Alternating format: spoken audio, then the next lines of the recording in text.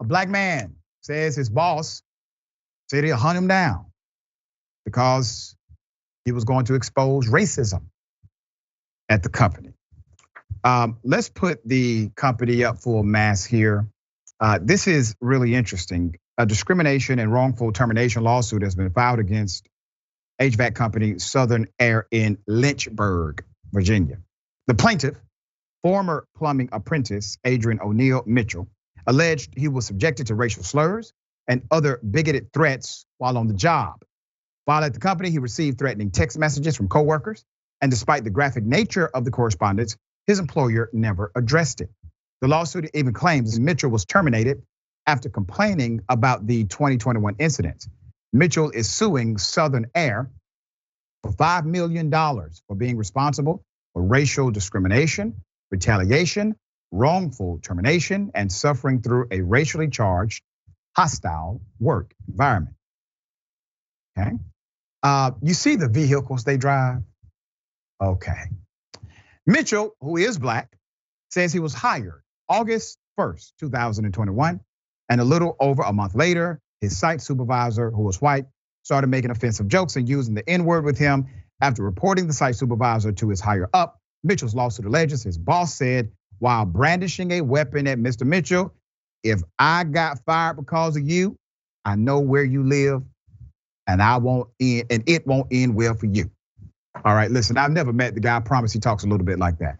By November 2021, the threats and bigoted language did not stop. And so Mitchell reached out to human resources.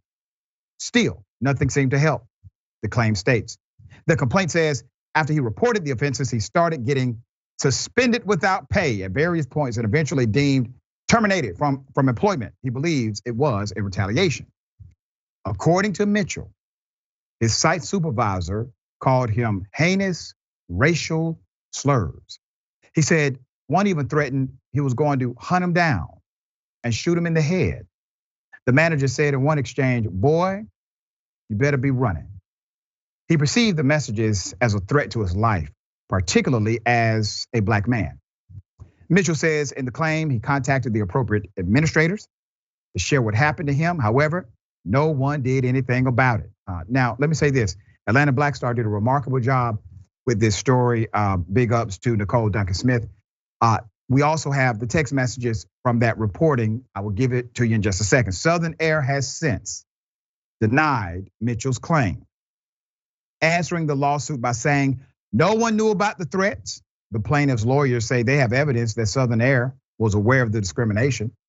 They said they had not heard that before, and they said they heard that for the first time in the lawsuit. Mr. Mitchell's attorney, Thomas Strelka, said, "We have texts between Mr. Mitchell and Southern Air that clearly indicate that that is not true." Let's put up the text messages. It's called receipts. Texts between Mitchell are in blue, Southern Air Management gray, okay? Where Mitchell reported the threats he received. Mitchell explains there have been multiple days that he has been being threatened in response that the person at the job told him. From my understanding, today is the first day threats against your life were brought up. That's what I was referring to. Okay.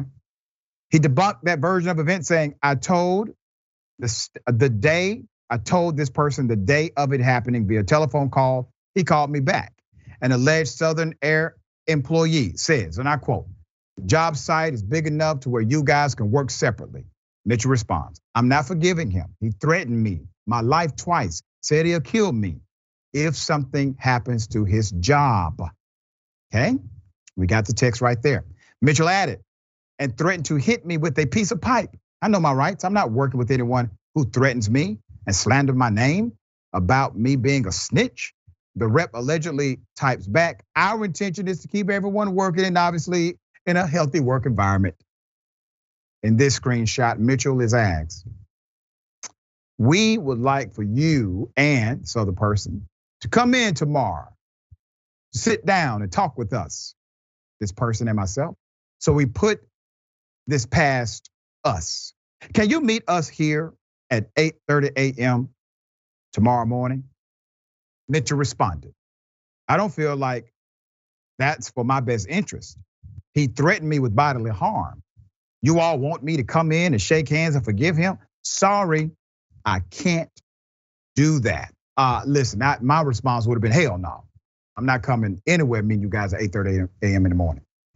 The reality is this lawsuit is going to go forward. Typically, attorneys do not take these types of cases unless you have a documented history of discrimination in adverse or hostile work environments. Story will develop. Ben, thoughts here?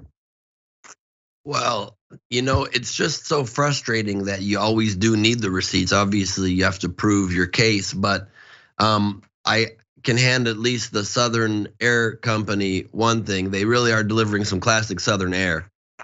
I mean, this really is the vibes that they're delivering. What a lovely place to work. I hope they get such great candidates recruited from this story to come work for them in the future.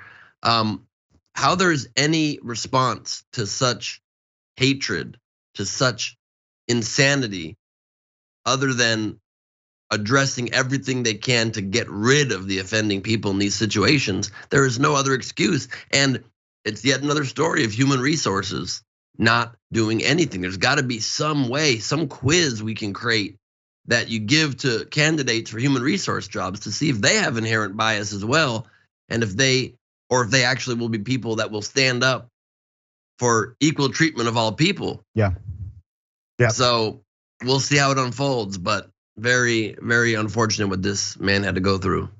Well, listen, when you stand by racist people, when you decide to protect a proclamation of racism inside of your company, there is a cause and effect relationship with that kind of behavior. So obviously they're standing by it, at least on some level.